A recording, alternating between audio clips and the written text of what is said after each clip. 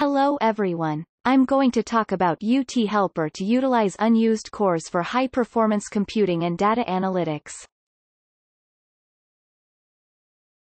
In recent years, microprocessor performance improvement is slowing down. The left graph shows 48 years of microprocessor trend data, including single-thread performance, frequency, power, and the number of cores. As you can see, single-core performance is almost saturated. Instead, recent performance improvement is achieved by increasing the number of cores. For example, Intel Xeon Phi 7250 has 68-core, 272-thread within a chip. Furthermore, AMD EPIC-ROM employs 128 cores with 2 sockets on a single node. However, using the entire cores in the CPU always does not mean to get higher performance.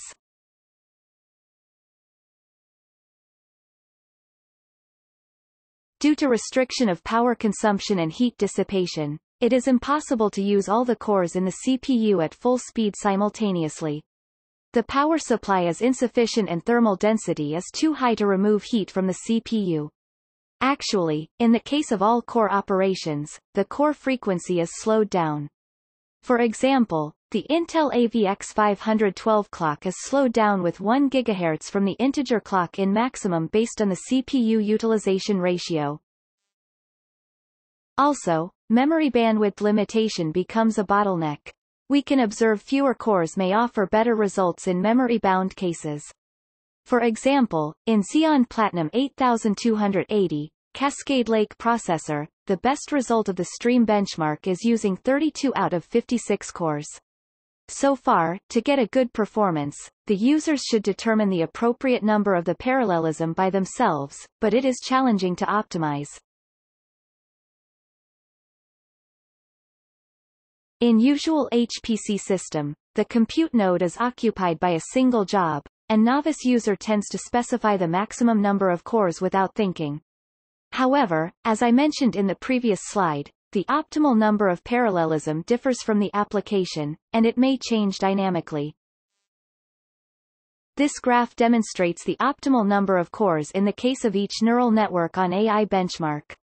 In this benchmark, the best case of results is varied from single-core use to full-core use. Moreover, these benchmarks run consecutively, so the number of parallelisms should be changed one by one.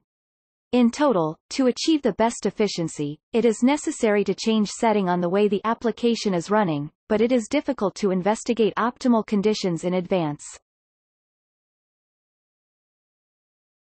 As I mentioned, in many cases, several numbers of cores cannot contribute to performance improvement. So, we define such a core as the unused core, and utilize it to support the main calculation. Based on this idea, we promote the project, Support for HPC and DA Utilizing Unused Cores, for 3 years, supported by JSPS grants in Aid for Scientific Research, CAC. First, we need a tool to investigate and determine optimal core assignments and appropriate numbers of parallelism.